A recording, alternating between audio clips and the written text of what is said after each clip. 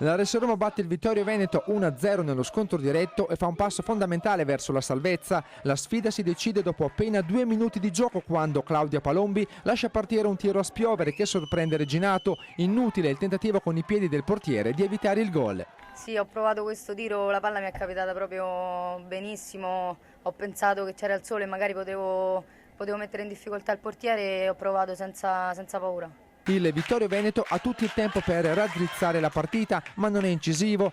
Nella prima frazione di gioco ci prova Mella su punizione, Pipitone fa buona guardia. Anche nella ripresa le emozioni scarseggiano, le venete provano a sorprendere la retroguardia capitolina con Cisotto, che riceve palla da Mella, ma Pipitone in uscita sventa la minaccia. La sfera arriva sui piedi di De Martine, che calcia di potenza, senza fortuna.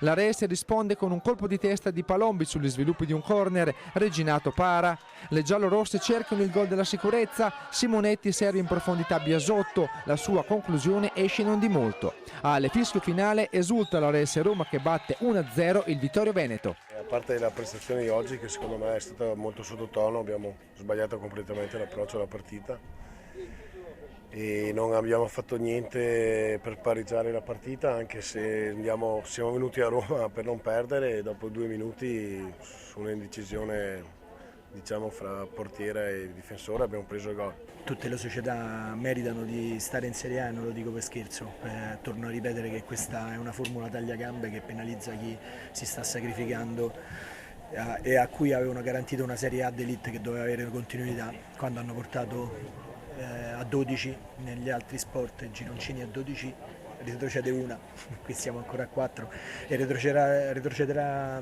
società e ragazze che stanno meritando sul campo questa opportunità.